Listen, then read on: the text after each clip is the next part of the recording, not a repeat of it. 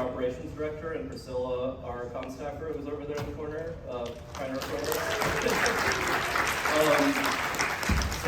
So yeah, a lot of work went into planning this weekend, and a lot of folks couldn't be here, but put in a lot of work, so appreciate that. So yeah, this is a great space to talk about the organizing work we do, which you'll see throughout the rest of the weekend. Like, there's a lot of really amazing content throughout all of Socialism Conference. But we in DSA really want to emphasize not just the ideological discussion about what we're doing and more abstract big picture stuff that you'll see throughout the rest of the weekend in all the panels. We really want to emphasize the organizing work we do and talk about the politics of what we're doing and ideologically what we're doing that's really grounded in the work that we do together. We're organizers. So that was actually something we talked a little bit about, do we call this an activist conference or an organizer conference? It's been a long-standing goal in DSA. Our last national convention affirmed that we should do something called a national activist conference that's in our bylaws, between the convention that we have every 2 years. It used to be the case that DSA did an activist conference in off years for people to just talk about things and just get together. And we haven't done that for a long time because DSA grew really fast and we didn't keep up with that. So this is a space that's fulfilling part of that function. We didn't get to do it fully as DSA, so again, very grateful to Socialism Conference and Haymarket for collaborating with us on this. So this is a taste of what we'll try to do a lot more in the future between our convention years. But yeah, we want to emphasize that anyone can become an organizer. This is something that we really try to emphasize in DSA. We are organizing to become a mass organization. We don't want to just bring together the people who already found their way to socialism, who just happen to find the right text or meet the right people and then become activated on the left. We have to be going out and organizing people into a broader, bigger working class organization because the working class in the United States and around the world is very disorganized, and that was a very intentional project to dissolve and crush our power that existed many decades ago. So we're starting to recover that. There's a lot of really exciting stuff happening. DSA has been at the core of doing a lot of amazing stuff over the years. This past week, a bunch of you were here for the DNC protests, where many people gathered to continue emphasizing the genocide that's ongoing in Gaza, that we'll be talking about through many panels over the course of the weekend. I could say a lot more about the political context in the US, but I'll leave that to other panelists, and you'll be hearing about that all weekend. We have the rise of fascism, the rising right in the United States. We have the corporate status quo Democrats who are not doing nearly enough to counter that. So there's a lot of work we have to do together, and we're building the plane as we fly it, building the ship as we sail it, whatever.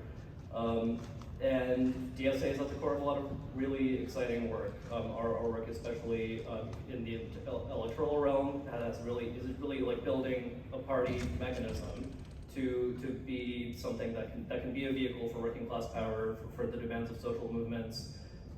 This is something that hasn't existed in the United States in many decades. We have more elected socialists in office right now across the country than I think in over 100 years, or maybe ever. No big deal. Our organizing, many of our members organizing as rank and file workers in their unions, self-perform them internally so that unions like UAW, United Auto Workers, can not only win major contract demands for their workers, but also come out and vocally support Palestine, to demand a ceasefire and an end to military aid to Israel. These are things that are possible because DSA members made them possible. So there's a lot that makes our organization special.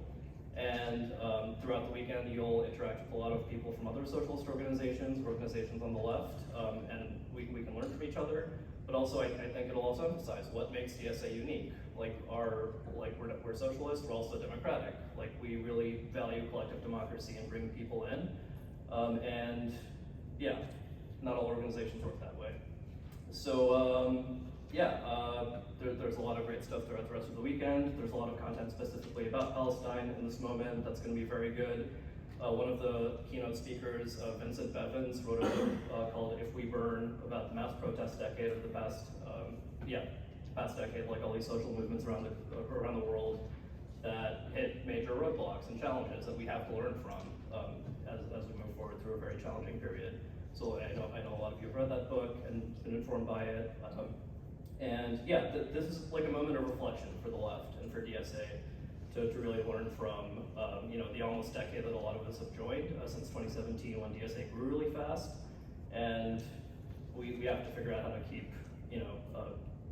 building the org to be the vital force that it can be and bring more people in the years ahead. So yeah, I'll just hand it over to the next panelists. So Colleen, go ahead. Thank you for being here.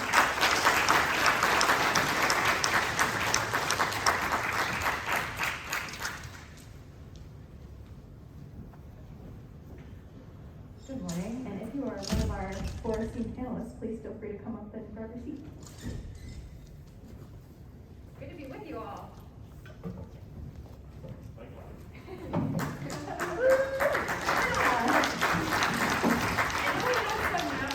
Pacific coasters here, so it's a little early for some of us, but we're really glad to be here. Good morning, my name is Colleen. I use she or they pronouns. I'm a member of Denver DSA. I'm also a member of your National Political Committee for this term and the chair of the Growth and Development Committee. And I'm so excited to be here with you all today with our 3 soon to be 4 panelists. And I just wanted to talk a little bit about the motivation for this morning session that we're doing here today. So we're, as the chief was kind of talking about, DSA is in a new chapter for the past 7, going on 8 years now, which feels like a long time. It is, and also it is relatively early days for the new development of an organization that has been organizing already for decades and intends to continue organizing for decades, right? We've grown tremendously. We have punched pretty consistently above our weight. We have ambitious campaigns that we put forward to bring material change to the world. And that's all really great, and we want to celebrate that and really own our successes. That's important. And what we have also seen pretty consistently, I've seen in my work in the last 4 years on the Growth and Development Committee, is there's a consistent challenge with capacity, right? How do we build capacity? How do we sustain capacity? How do we focus our capacity? And so that's one of the main motivations for this session today, to talk about that big question. And the other piece of this is, when we talk about organizing, sometimes there's this perception of a binary between internal organizing, focusing on sustaining the organization, building the organizing container, things like consistent emails, putting together good agendas for your meetings, working with the people who are already in your organization, and external organizing, all the stuff that we're trying to do to change the world. And what I hope many of you already realize, or we're kind of on this road to understanding, is that these aren't dueling things, right? They're 2 sides of the same coin. And so another focus of today that we're going to be talking about is how do we synthesize those 2 things and make those goals work together. And this is really vital, right, for us in terms of us as individual human beings who are trying to organize. We can't always, we're not machines, right? So we have to build more capacity so that other people can share the joy and the burden of doing our work, because we all can't do the same thing forever throughout our lives for a lot of different reasons. But it's also about ensuring the durability of our organization, again, for the long term, and moreover, the longevity of our movement. So there's really critical stakes here in what we're talking about. And so today we're digging into the messiness of that synthesis, right? It sounds very simple, but when you get into the nitty-gritty of it, it's complex, it's messy, there's stuff that's hard about it.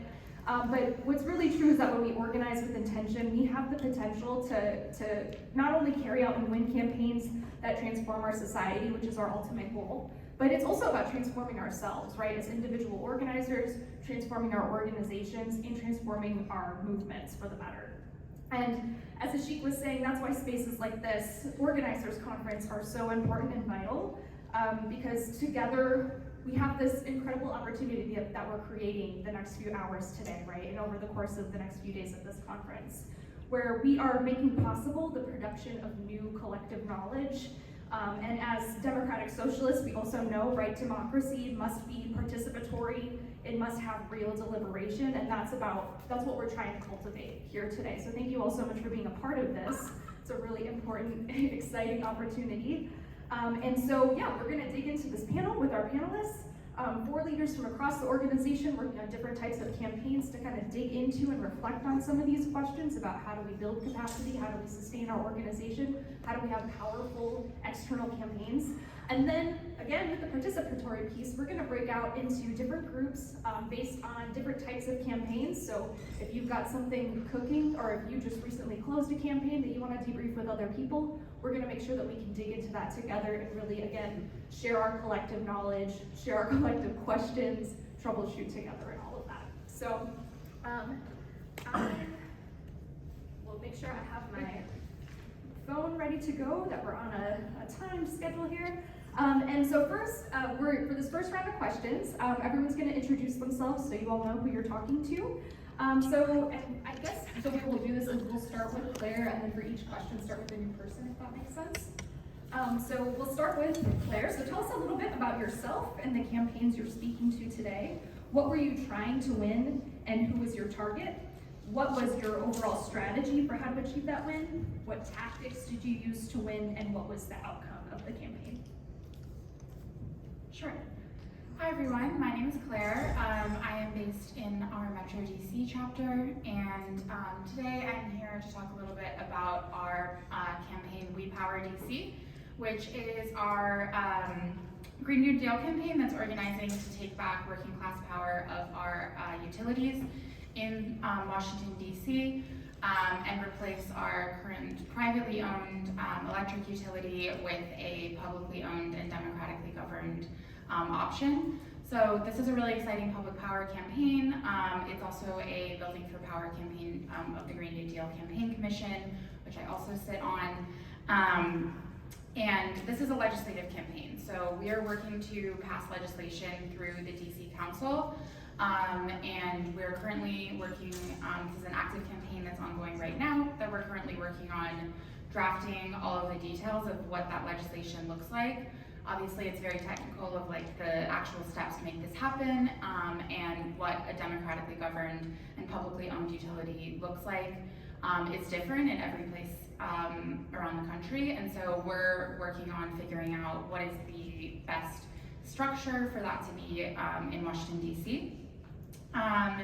And we're really focused, we take really seriously an inside-outside strategy. So we have one piece of our campaign that's drafting up legislation, and that's directly liaisoning with DC council members, including our council members that are endorsed by our local chapter, and other council members that we're trying to convince and move towards the support of public power through our public power pledge. And so that's a really important piece of our campaign to like gradually politicize the issue of utilities and help them make the connection between the workers that work at the current utility PEPCO, the people in Washington DC that are burdened with huge amounts of utility debt, and DC's climate and clean energy goals. And then the other piece of our campaign that really focuses on our sort of outside strategy is building up the political support that's going to be needed once we have legislation introduced in the council to make sure that legislation gets passed. So that looks like hosting political education events. It looks like tabling at farmers markets and outside libraries, just talking to community members about their utilities and helping them to understand that like it doesn't have to be this way. You don't have to pay $500 to a private company that then won't repair things when they're broken, and that there actually is a better option that gives more power to the people. And so we're working on both the inside strategy and the outside strategy as we move forward on the campaign. Same question, or is there Hi everybody. My name is Sarah Hurd. I'm one of the 2 co-chairs of the National Labor Commission. And I'm here to talk about our Strike Ready campaign from 2023. I just want to preface this by saying I helped out with it, but by no means am I the person that did Strike Ready. We had a huge group of really invested members that carried this through, and I'm just the one that gets to kind of brag about how it went. One thing I just also want to start out with saying is that this was a solidarity campaign, which is very, very different from the kind of inside-outside strategy that Claire was referring to. And that comes with some benefits, but it also comes with some challenges. For example, the union it's their campaign, and we have to kind of remain in an improvisational, reactionary stance to be able to kind of lend capacity and support in whatever ways emerge over the course of their contract campaign. And that makes it kind of exciting, but also challenging to organize around. So with Strike Ready, we had some members of our leadership body that pinpointed like 2 years in advance that the UPS contract was going to be expiring, and that it was going to be a potentially huge moment for labor across the country, because there is a UPS driver for basically every address in America. And so they started building very early on to have like the infrastructure in place for us to try to mobilize people in every different chapter of the country to aid in this project. Over the course of that organizing, we were able to build up chapters and leaders in we had a Solidarity Captains Network, is what we called it, who were all able to compare notes, think about local conditions, what was different, what was the same, and craft kind of unique micro campaigns for each of their chapters that could all be part of this larger movement, which was originally to support the UPS contract, and then when that ended up settling without a strike, we were very lucky to be able to pivot that infrastructure very quickly for the upcoming UAW Big 3 contract negotiation, which did have a slightly smaller footprint, but was still, as I think probably everybody in here, I hope, heard about the Big 3 Strike Ready campaign. We were able to just immediately jump right into that, and I think lend a lot of support that was very game-changing for those workers, and also was able to build up our membership as well.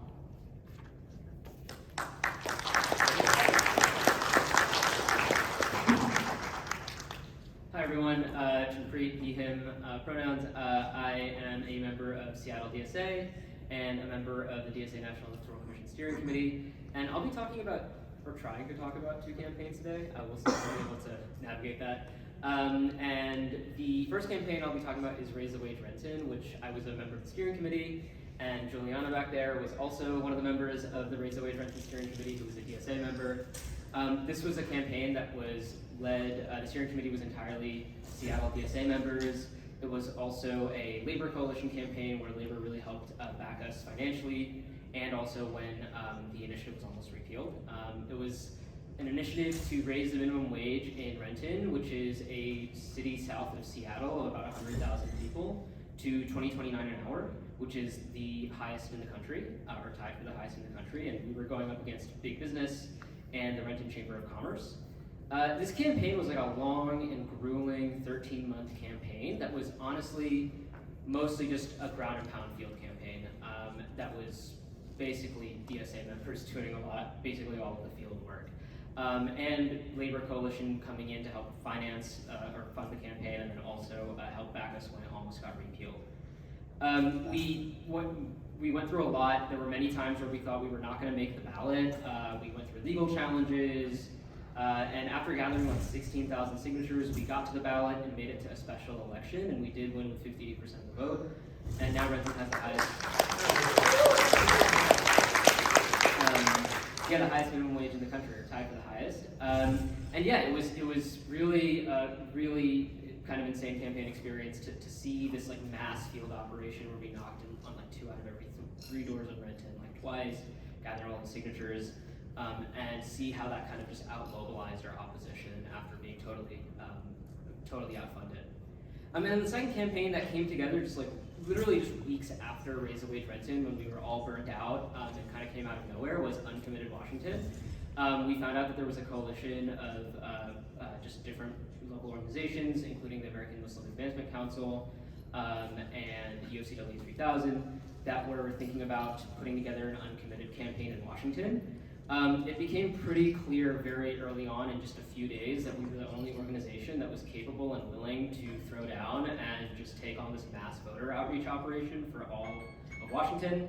And similar to Raise the Wage Renton, it was just mass mobilization effort, same kind of strategy. I'm running out of time because we have 2 campaigns. And we did win 10% of the vote and send 2 uncommitted delegates to Washington, one of which is now a DSA member.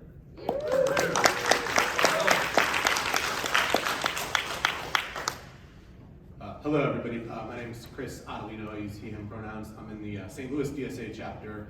Have held a number of leadership roles over the years there, but I'm currently one of the Electoral Working Group co-chairs. And I'm here to talk about specifically our St. Louis DSA, or it kind of evolved into a national DSA for Cori Bush campaign. I don't want to make too many assumptions, but I hope most people in here know who Cori Bush is. One of the DSA members in Congress. She is still in Congress. We'll talk a little bit about where the future lies with that. But what I'm here to talk about, though, is the sort of historic effort for our chapter internally that we were able to mount to work for that re-election. So it was a re-election. She was first elected in 2020. STL DSA and the national organization did endorse, but if you remember 2020, there were a lot of things going on there that were taking people's capacity and energy. So while we were able to do some field work, there wasn't a lot of door-to-door canvassing and engagement happening. A lot of things were just lit drops or very social media other focused. In 2022, we really stepped up the effort of the chapter in our involvement in mobilization. But I want to echo a little bit of what Sarah said. A U.S. congressional campaign is a task that I don't know that any DSA chapter is prepared to take on by themselves. So it's almost always going to be in coalition, both with the campaign and with other organizations. So as we approached this, that was very much where our strategy was. What is a manageable chunk we can take on? Is there a section of this district where we want to build a base, where we want to connect with the working class people in that district, and of course mobilize them to get out and vote, but also look to the future of bringing them into DSA and making Missouri's first congressional district a DSA district, starting in Ward 6, Ward 7.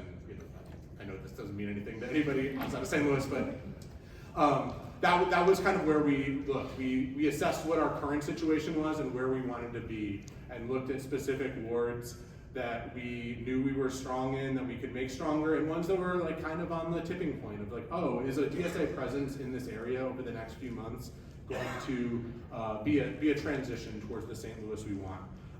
Now, I think also everyone probably is aware the campaign did not turn out how we wanted in terms of the actual result, but the lessons we learned, it was the friends we made along the way, right? But I'm very optimistic where St. Louis DSA and where DSA in general can go with this sort of focused electoral work as a result of what we were able to put together.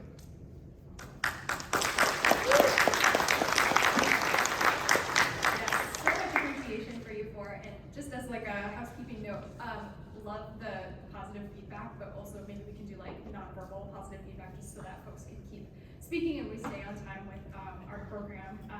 So the next question is about building capacity. So how did you build collective capacity as you were preparing for and then running the campaign? What types of ladders of engagement did you use, so ways to move people kind of deeper and deeper into the work of the campaign? And how did you develop new leaders or new skills in leaders? And with all of this, how did you intentionally plan for this? How did you identify and then create those structures? And we'll start with Sarah. Great. Yeah, so as I mentioned earlier, we had what we called our Solidarity Captains program. So at the beginning of this campaign, the first step that we did was ask chapters to pass a solidarity resolution. The first one was passed right here in Chicago, and then we kind of copied and pasted that across chapters, which created a really good kind of first easy step that people could take to start getting involved in the campaign. And then kind of the next step up from that was select 1 to 3 solidarity captains that could kind of lead the work that people were doing in their chapters. And from there you could kind of build into doing, we're going to distribute posters that say we support UPS drivers, or try to get something passed in your local, county board that supports the Teamsters. Eventually we did dealership canvasses where we would go to different auto dealerships and have conversations with people who were, well, this was pre-UAW, but at the consumer level, having conversations like that. And then once people plugged into being a solidarity captain, based on how much they followed through with their involvement, they would kind of be worked deeper and deeper into the campaign. We had, like I said, an ongoing chat that people could be part of. And then eventually through the course of the campaign, we were trying to build up leaders so that they could take on roles like being in charge of social media that would then be shared throughout the country and templates that people could use. And we were able to kind of build people through this process from being, you know, just the solidarity captain for their area to being part of our comms team or, you know, part of our outreach team. And some of those people actually have now become part of our NLC leadership through being built up first through the UPS campaign, then through the UAW campaign. And now our goal is to kind of, now that we've taken a little bit of a break, because I think everybody burned themselves out, but we'd like to start having standing solidarity captains in every chapter of the country. That way, next time something that is nationally relevant comes up, we have this network already in place that we can just kind of set into motion. And also people can use the skills that they learned through their Strike Ready campaign to respond to localized labor events. And this is something that I work for the Illinois Nurses Association. I've been on 3 different contract campaigns since the DSA Strike Ready, and for all of these, I've tried to take the lessons that we learned from Strike Ready, UPS, Strike Ready, UAW, and apply those to my nursing union. And I just actually took 1,700 nurses out on strike just last week, and they built the strike themselves because of this kind of ethos of Strike Ready that we learned how to do through UPS and UAW.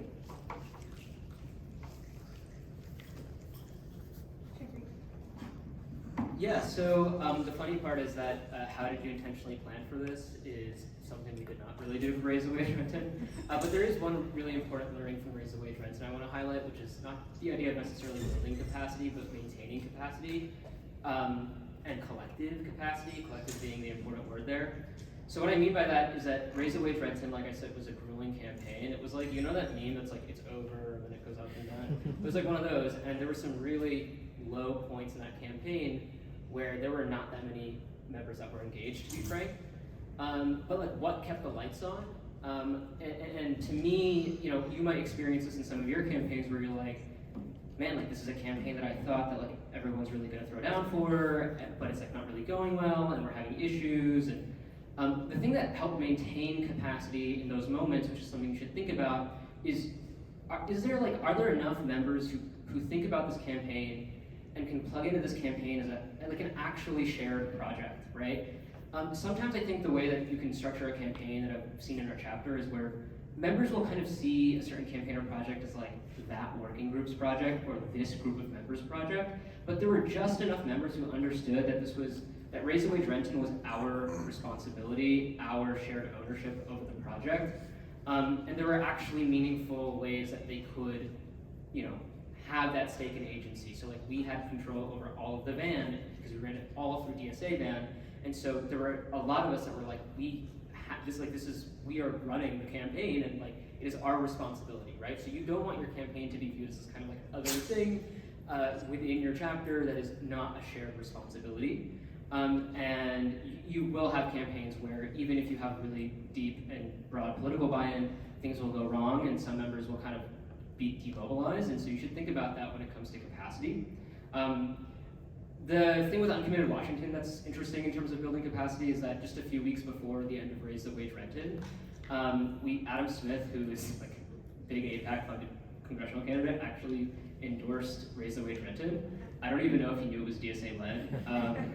But basically what happened was the Palestine Solidarity Working Group coordinated a strategically timed protest at his office right after he endorsed, just a few weeks before the election. And Electoral and kind of like helped turn out for that demonstration. And from there we started working more closely with Palestine Solidarity Working Group because they returned the favor to kind of like turn out more members, help us on our turnout for Raise the Wage. And that kind of created a relationship that really was crucial for building and maintaining the capacity for uncommitted because we had to run that as a joint project, which I'll talk about more later.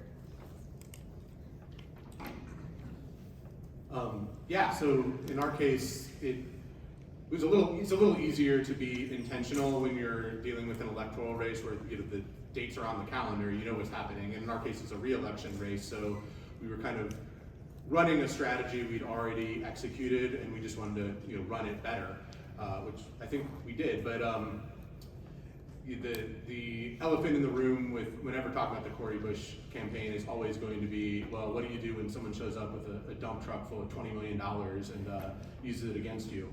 And that was just something we, it's theoretical until it's there. Intellectually we could see that, yeah, that's probably going to make a difference, but until you start talking to people and hearing how that sort of like propaganda and misinformation is working on voters, that's sort of, I think, where we had to improvise and think on our toes about how are we countering this message. And I'll talk a little bit more about, I think, ways to effectively do that and things to improve. But that was sort of where we got caught on our back foot a little bit in this race. As far as collective capacity, one thing that we were able to make really effective in this race that where before we had just kind of been Cori mobilizing, she's great, we want to see her in Congress.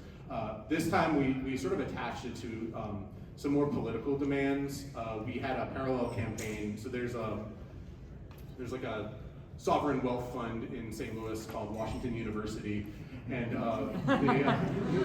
they don't pay any property taxes because they're a nonprofit institution. So we were doing what's called a PATHIS campaign. People may be familiar with those in other contexts, but it's a pressure campaign on them to actually like pay back into the city they say they do so much for when they're really just robbing the public school system by not paying any money. So having that as a parallel campaign, we could talk to people on the doors in addition to why they should re-elect Cori Bush. Help build up our capacity. We got a lot of people who were really excited by that, who were excited by both campaigns, and they were mutually reinforcing. It's also helped have a through line when you lose, that we still have this demand we can make. We still have a number of people we talk to that we can continue talking to and push forward with these demands. And in the case of a congressional race, they obviously are using their own van. But this gave us a good way to ID and maintain lists of targets to organize in the future.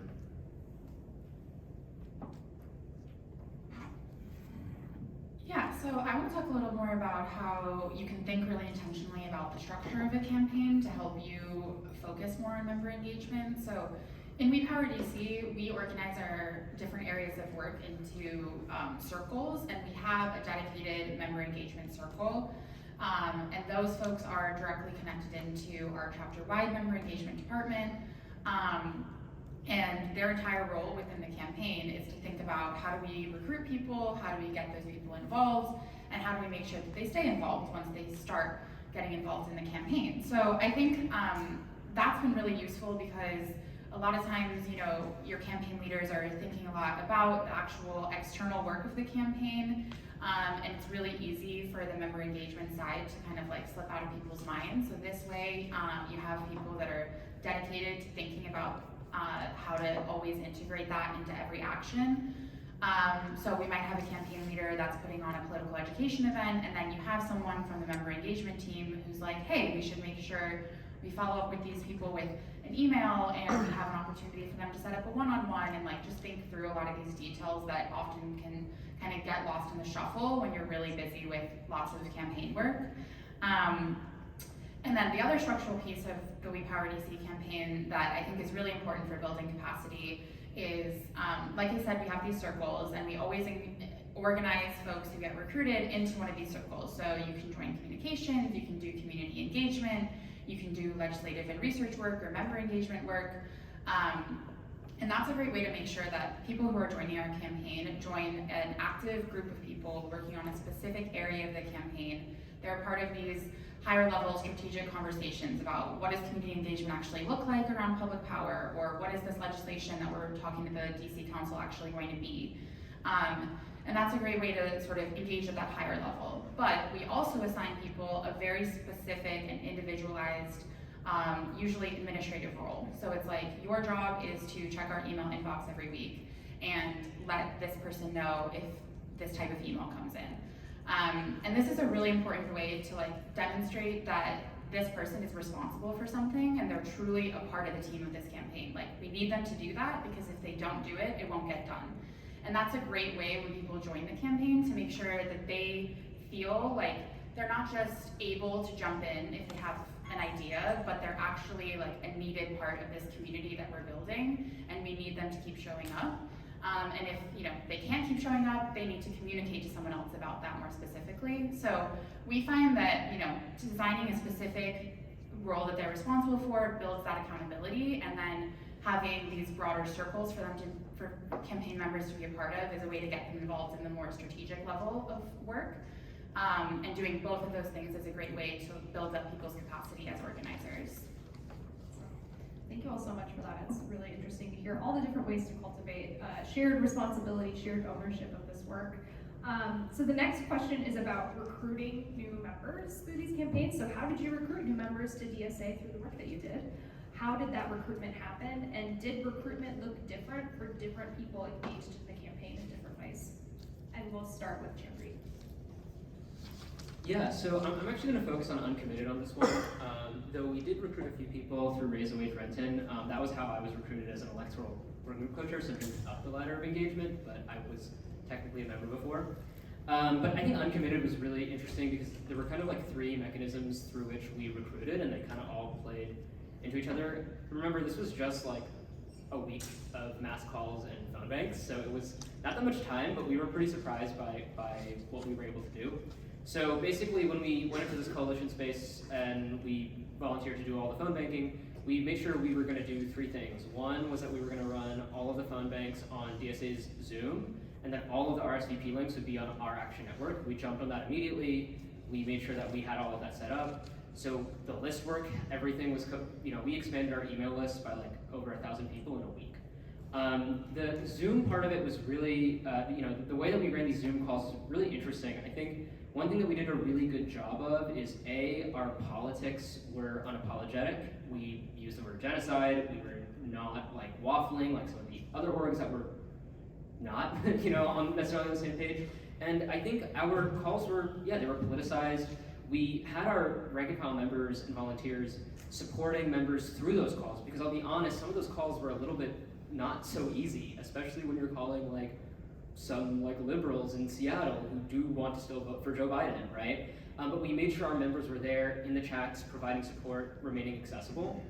And the other thing is, again, like because we were running the calls, we of course made Join DSA asks, talked about DSA. And the final thing that we did that kind of gave us, a sense of accessibility is we had like members, these were really big phone banks, like 100 people were on them. We made sure that some members stayed on the phone bank afterwards to take feedback from the phone bankers who were on these calls. And actually, we did adjust some of our strategy based on that, and I think it really felt good for a lot of phone bankers to actually just talk about the conversations.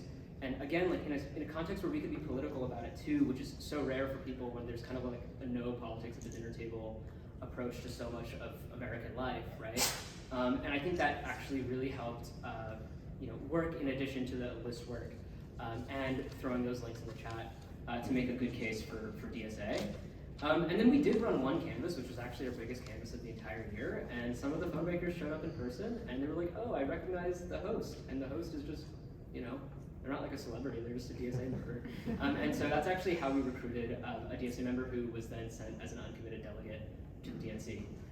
So yeah, all those worked together, and we made sure we had our list work together as well, and some of those folks showed to socials and campuses. And yeah, it was a really, really rewarding experience. I wish the campaign could have gone on longer, but yeah.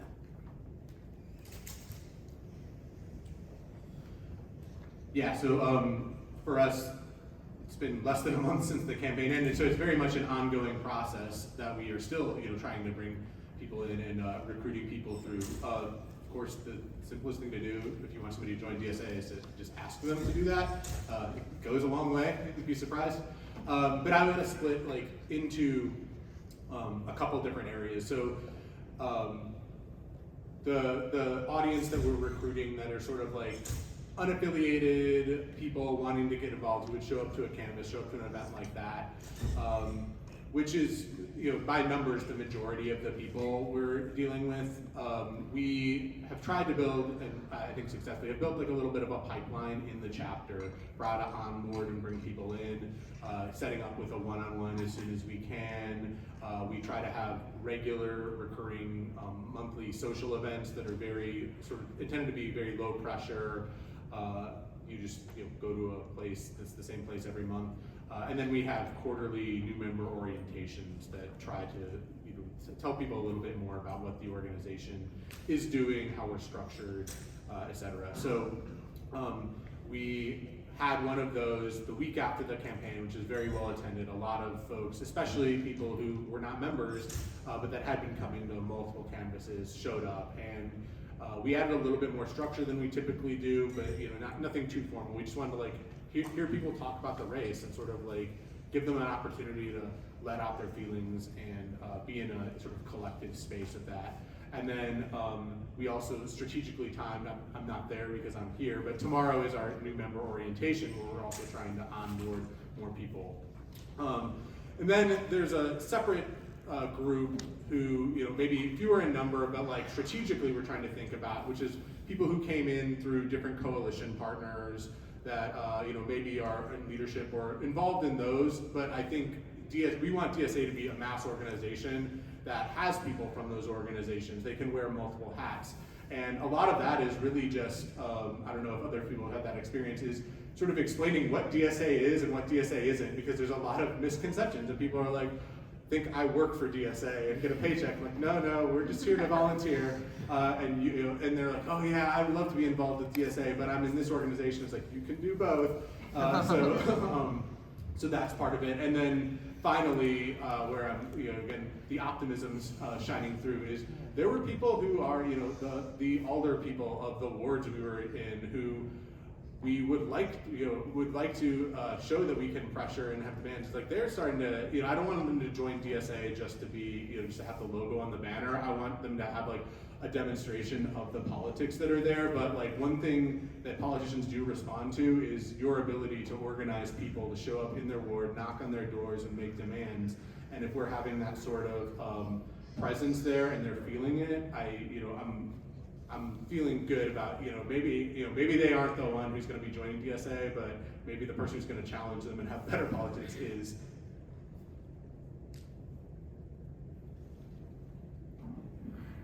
Yeah, so I think one of the beneficial parts of running something like a public power campaign is, this campaign has been ongoing for a couple of years and probably will be for a few more as we build the political power on the council.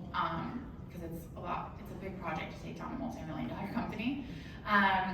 And that means that We Power DC has been able to build a really stable structure and a really stable kind of brand within DC politics, particularly in that environmental lefty space. So, kind of similar to the case in St. Louis, we work with a lot of people who are part of other organizations. We're part of the Environmental Justice Coalition in DC. We have been part of other coalitions that pop up around, other demands. And I think there's, the one piece of recruitment, which is talking to people who, they really care about pollution or climate change or environmental justice or something that connects into our campaign, but they've never really had the conversation with anyone to understand that issue is actually connected to the entirety of capitalism and the way that our political system is set up, and that there is actually an alternative, and we can have bigger demands that deconstruct the system that we're living in. So one piece of it is, talking to people who are involved in the coalition space and really helping connect the dots into socialism, and then just making that ask that they join DSA, which is incredible how many people will just be yeah, sure, when you actually ask. And then the other piece is, running a specific community engagement formation within the campaign that goes out and tables, talks to people at events, really thinking through what is the ask for people. We start by asking them, sign our public power pledge, and we just had this whole conversation about your utility bills. Here's how that's connected into what this campaign is doing, and then, oh, this campaign is part of DSA. We follow up with them after they sign our pledge with an email that's here, this is what We Power DC is, you can join DSA. So I think that the biggest piece about recruitment is always making the ask, no matter who it is, and thinking through, depending on who you're talking to, what level of information do they have about DSA or do they have about socialism, and how can you focus on going from like the issue area that they really care about, maybe it's climate change, maybe it's that they're in utility debt, and connecting that into the broader system of capitalism and the solution of socialism, and helping them to see that, because a lot of the times you're talking to someone who has really just never thought through that whole process before, and you can be the person that shows them there's an organization they can be part of that's fighting this broader issue as well as their passion project. So I want to kind of springboard off of what Claire said. It's good to make the ask, but how you make the ask is really important. And I think specifically in the labor movement, we have a lot of kind of bad experiences that people have had, or like bad habits that the movement has had that we kind of have to make up for. So when a lot of workers like think about like, oh, there's leftists that showed up to our strike, what they're often thinking of is somebody with a newspaper and ideas about how the world should run, that they are ready to just like hammer. And so in terms of our recruitment, something that we were very intentional about, and I think that DSA needs to continue to be very intentional about, is we're not coming in ideas first, ready to tell you about why we're right and we're about to blow your mind. But we literally come in like food first. Like here in Chicago for UAW, we had a barbecue and we said, hey guys, we're here to make sure that you guys get your basic needs met. And we also have some lit over here. If you're interested in what we're all about, we'd love to talk to you about it. We're wearing our t-shirts, but primarily we are here because we believe that you as the workers deserve to have the power, and we want to support you in taking back that power from your boss. So I think just like something that I'm probably gonna be kind of like on my pulpit about all weekend is just that like we need to be reaching out to people where they're at and letting kind of our ideas speak through our actions, more than having our, our newspaper in hand, I guess, when we talk to people. And through Strike Ready, I think we had a lot of success with, we have our Labor Solidarity Fund, which people should donate to. We've been funding projects all across the country so that people can come in, providing material support, and then adding on the ideology later.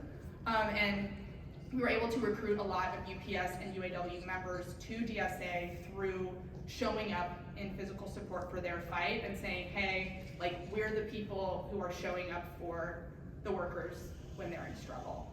And I think that that's been a really powerful recruitment tool, and also just in terms of like the direction in which DSA, I think, wants to grow in the years to come. Like we're not going to become an organization that's more representative of the working class by like beating ourselves up about like we're so middle class, we're overeducated, but it's by really showing up in the places where workers are in struggle and showing them that we can be an asset to them, and then they in turn can be an asset to other workers in struggle all over the country.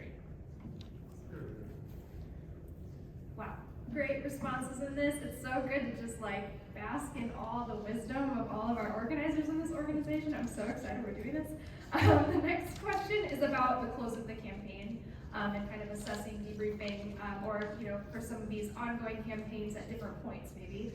So tell us about the close of that campaign, or kind of a wind down of a certain phase of the campaign if that's relevant. How did you assess your campaign and the outcomes? What lessons did you learn about how to build your chapter through campaigns, and what's next for that work? And we'll start with Chris, Yeah. So I'll start, again, I think we all know how the campaign itself ended, but with the DSA-led portion of it and our internal goals. So we set out with what we thought were pretty ambitious goals, and we blew through them. I mean, so from that aspect, I think we have a lot to, as a national organization, a lot to be proud of with the work that happened there. We said we wanted to knock 10,000 doors, we knocked over 15,000. We were like, we'll do a phone bank or something like that. I think, and with the help of the NEC and everyone, we had over 200,000 dials, I think, by the end of it, including the single largest phone bank of the entire campaign, like across any organization, that we did simultaneously running a in-person canvas that had 70 people show up, including Rashida Tlaib.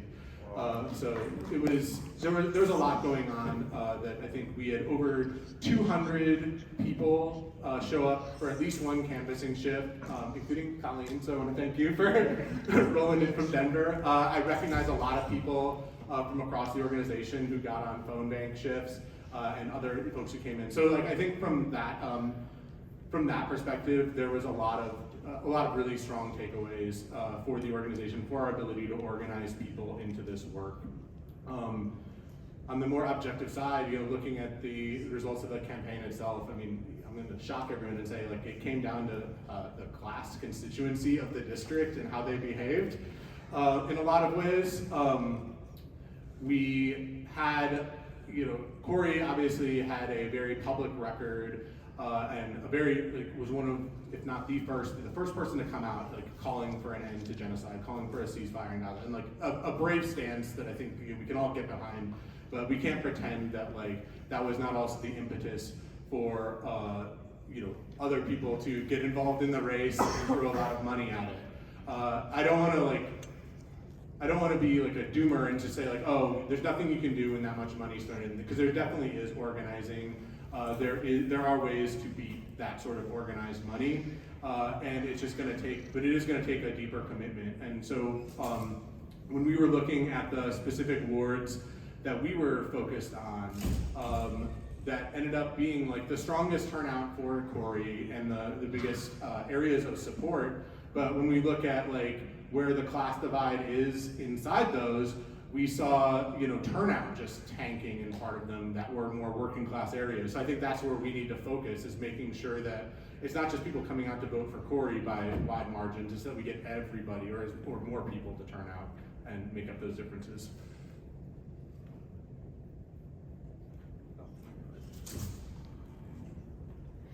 Yeah, so we're obviously still an ongoing campaign, so we can't do a full debrief yet, but I think that because we know this is a long-term campaign, we really intentionally build in like regular planning processes where we can think about what worked this year and what didn't. So that's what we do every fall. In like September and October, we think about how well we did making progress against the goals we set the year before, and then we set new goals for the coming year to think about, okay, what can our campaign actually achieve in the next year? How can we make sure that we're making progress and moving forward?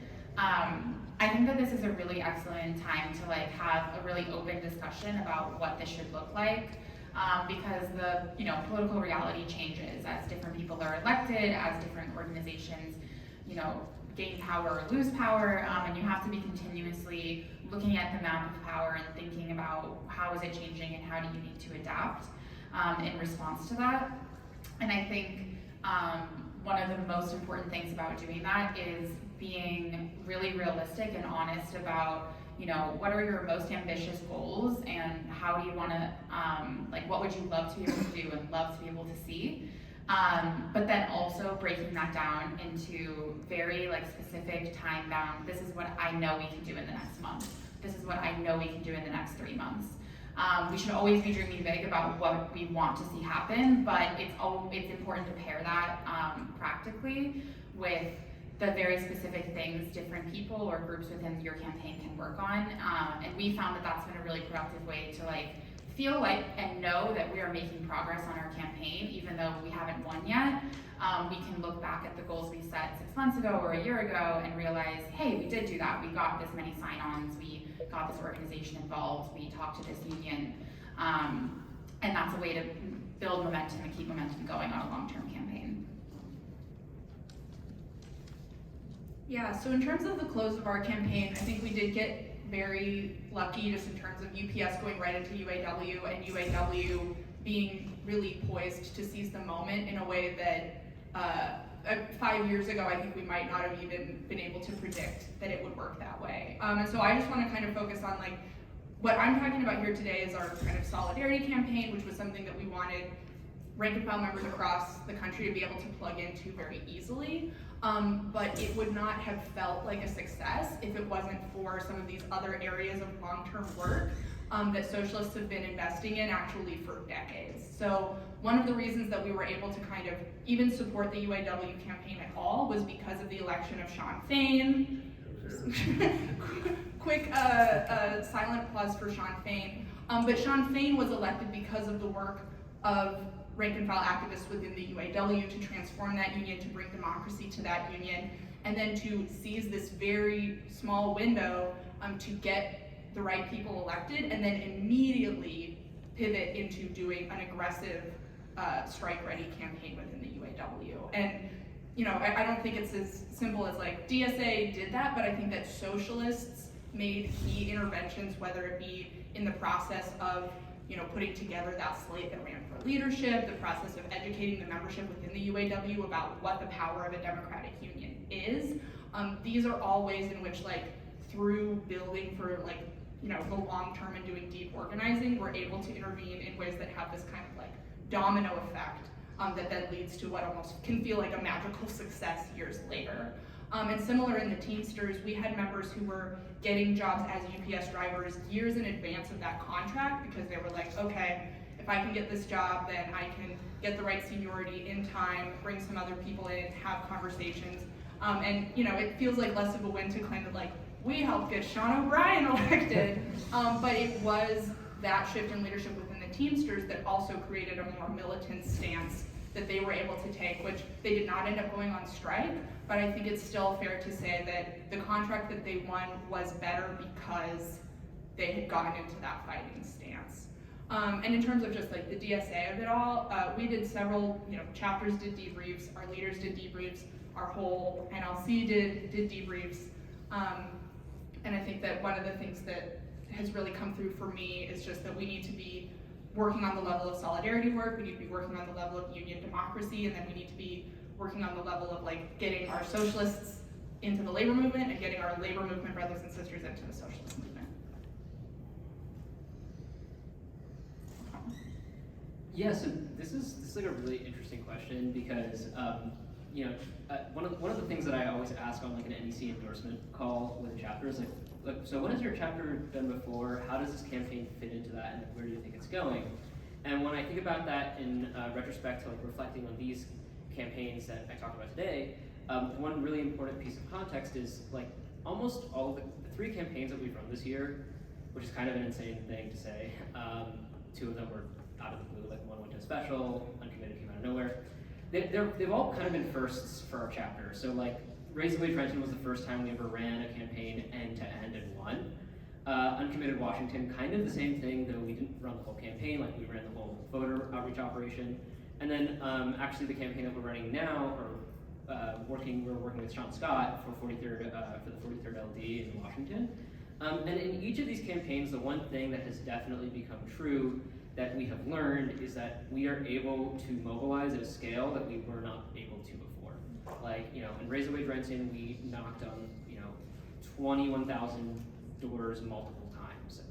And so I think at the end of the day it was like, I don't know, 35,000, 40,000 door knocking attempts. And then in Uncommitted, it was like 400,000 calls and texts. And with Sean Scott, it was 10,000 doors in 2 months. So we know we're solving these kind of like brute force organizing problems, and like that is one big reflection that is definitely true that we've come to, and a really, really big change for the chapter. One big problem that I'm actually going to talk about in the next question is what political and strategic implications does it have for how we approach electoral work, or even our broader work in the chapter, and are those implications like readily apparent to everybody?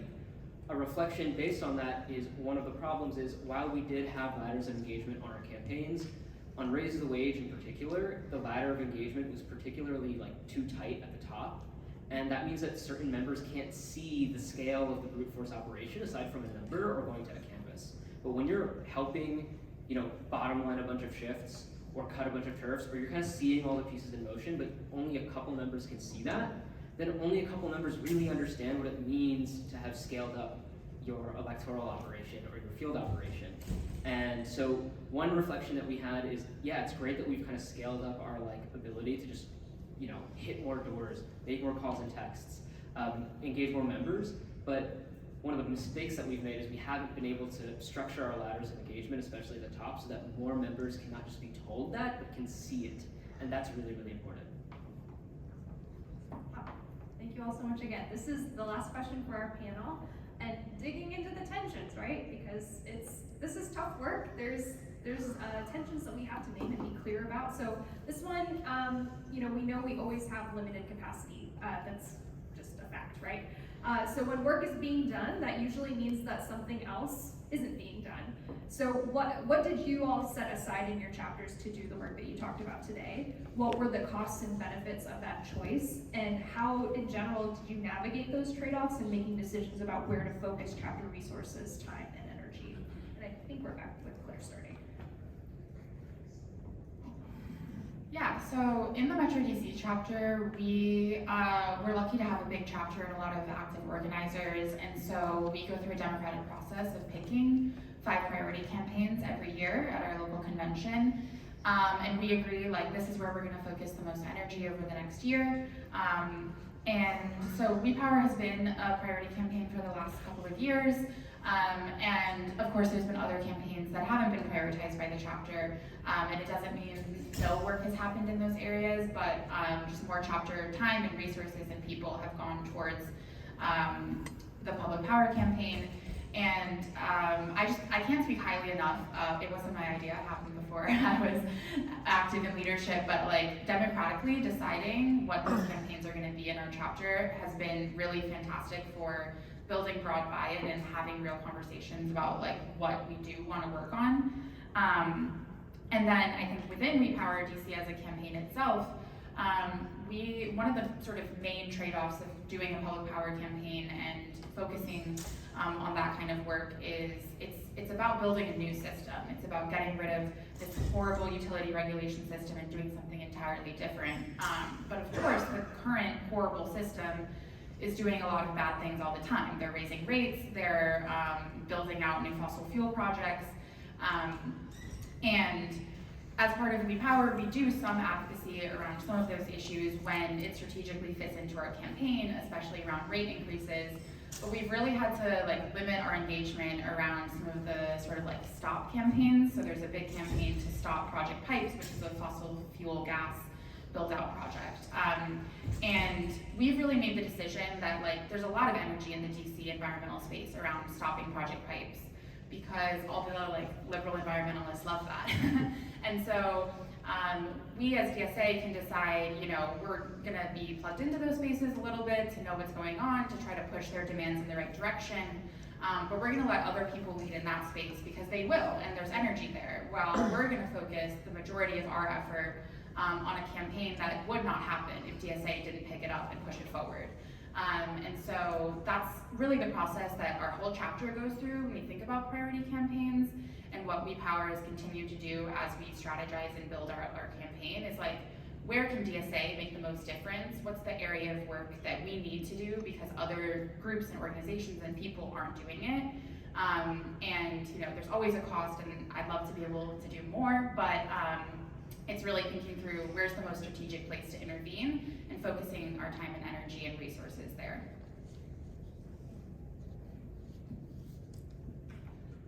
We went pretty all in, balls to the wall on strike ready, which meant that almost everything else nationally that the NLC had been focused on got kind of set to the side. I think that was the right idea at the time, but I do think that especially in terms of the project that we had been most focused on right before that, Solidarity is Brewing, there was probably I think a regrettable fall off of attention that happened there.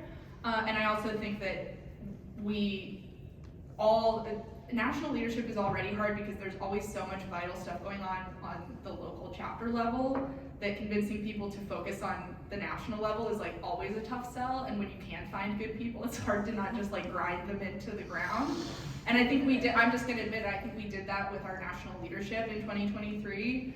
We just used up everything that everybody had, and that's meant that this year, 2024, has had to be a real rebuilding year for us, where we're going back to basics. We're trying to get some fresh people in and pass all of this knowledge on to them, get some new infrastructures built up. And so I think that's been a real takeaway for me, is that I think we're still trying to figure out how do we do these incredible things that I think we are able to, we say this a lot, punch above our weight without having there be a real cost in terms of like the nervous system of all of the people involved. Because something about burnout that everybody seems to have to learn the hard way is that it's not something that then you take a long weekend off and you come back and you're like right back at the same capacity. It has long-term effects, and those long-term effects are personal for each one of us, but then they also have a macro effect on our movement as a whole. So I think that that's something that that we should really take seriously, and try to focus on building sustainable structures. Yeah, so I kind of touched on this a little bit in the last question, but like I said, this has been like a very packed year and with a lot of really positive change for our chapter in terms of our ability again to like ramp up our field operation and learn about how to run campaigns. And one of the biggest trade-offs of that has just been keeping a tabs on just electoral stuff that we need to be thinking outside of the campaign. So like our endorsements process, like some internal list work, like in housekeeping. Like we had some stretches of Raise the Wage Renton where like nobody was showing up to electoral meetings because everybody was just out in the field. And I think that comes at a serious cost of not being able to like really contextualize the work that we're doing while it's happening with our broader electoral project, and also just again like just housekeeping stuff that's just not getting addressed. So this year we've been really adamant. It's one meeting a month. Let's make sure we keep that electoral working group meeting going, and let's make sure we're keeping tabs on stuff that's not just campaign updates. And I've also discussed a little bit about like the political and strategic implications of scaling up your field operation to that extent really does change and should change the way the chapter approaches some of its campaigns. And so one thing that I had to bother a lot of people about that I actually sold them on was doing a political strategy discussion reading with our electoral working group in between Sean Scott's primary and the general election, and it actually went really, really well, even though a lot of people thought I was a little bit crazy for saying, let's take a Saturday to not take a break. But it was actually, I think, gave a lot of breathing room to view the campaign and the work that we were doing outside of just being like this door-knocking operation. And so, yeah, I would say like try to create spaces to keep a tabs on bigger picture conversations in the heat of campaign work. Like you can find places to do it. It should not take up like all of your time. Like you do need to be realistic, but see if there's those little touch points. And it's really powerful for new members especially to get insight into like something that's not just like bottom lining shifts, and they're not just moving up the ladder of engagement in the campaign, but they're connected to like the broader chapter's work and meetings. And so that's like one thing I think we've done a better job of this year to kind of mitigate that trade-off that we've had in past years.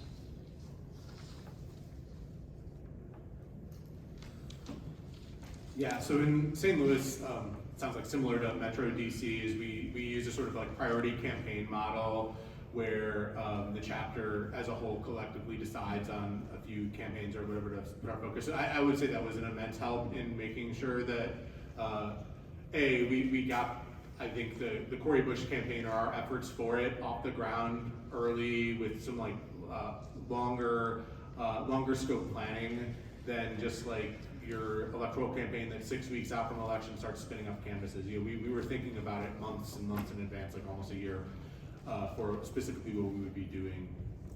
But that also helped in the sense that like we did not have to necessarily compete for bandwidth as much within the chapter. The other main campaign, which I kind of mentioned earlier, was a pilots campaign we were able to synthesize into this, which helped make sure that there wouldn't be weekends where one group would be canvassing, in one neighborhood and one in the other for two different things. So finding a way to combine those was very helpful. On the electoral level specifically in the chapter, so we do have our president of the Board of Aldermen, Megan Green, is also a DSA member and nationally endorsed, that we have a very strong relationship with, sort of on the SIO, Socialist in Office model, that I know a lot of chapters and other things are looking at.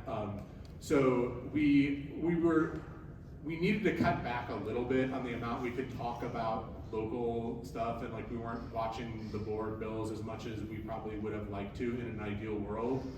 But again, we were able to strengthen the relationship with Megan by having her come to canvases, help launch, like give speech. And so, although we didn't get to focus as much maybe on the issues, and since then we had a big catch up where we met for 3 hours and drank beer and ate pizza and got the debrief on that. But we were able to keep the relationship going strong and build it with other movers and shakers in the St. Louis political sphere. So I think the other aspect where we really had to look strategically on where to focus in a campaign the size of a congressional campaign, which just covers a large geographic area, is, as I said earlier, we couldn't do it all. So we had to think about where in the district, and that can become charged within the chapter because everyone wants to do like their own neighborhood or where they think like, you know, XYZ needs to happen. And so we just had to really sit down and be like, this is where the most important block of voters we need to mobilize for this campaign are. That's where we need to be, and what is that going to be? What is that going to do for the chapter afterward? Thank you all so much. Please join me in showing some appreciation for our conversation.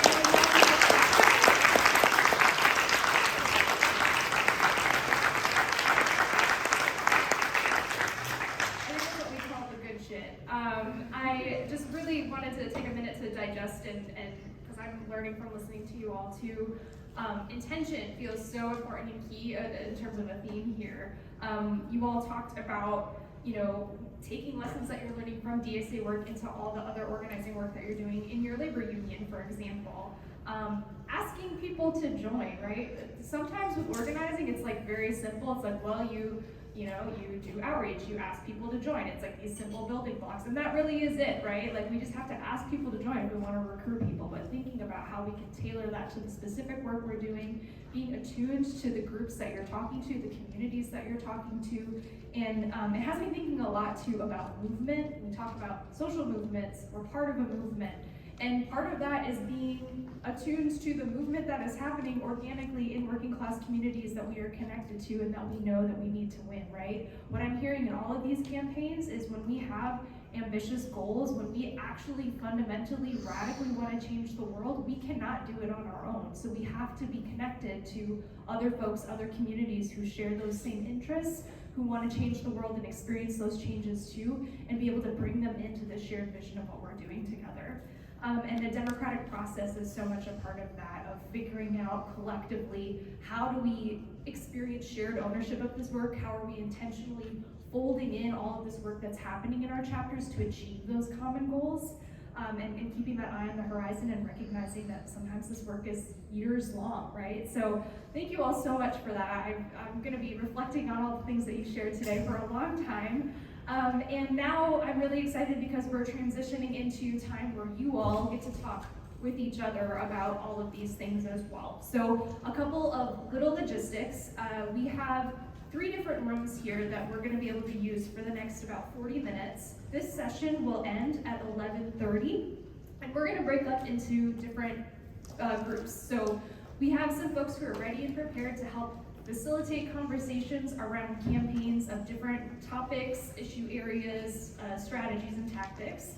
So there's going to be 3 groups that stay in this room. I'm going to start with labor, so Sarah will be your point person. If you want to talk about labor, there's a sign over here, gather with Sarah, and you all can get to talking about that. We'll go through all the groups first so everybody knows where to go.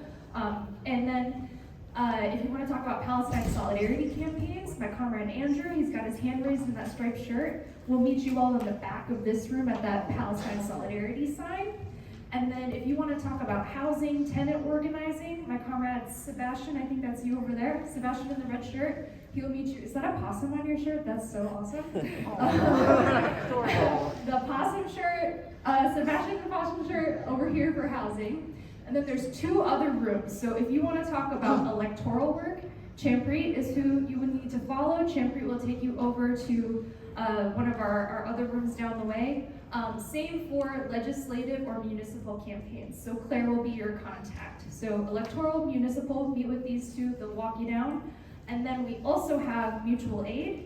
So Megan will lead you to the mutual aid room. And then also trans rights, bodily autonomy, and queer socialism. Emma over here will walk you over. So Is that clear as mud to everybody? Y'all know where you're gonna go? Sweet. All right. Well, we'll take a break at 11:30, and then we'll get back in this room at 11:45. So enjoy.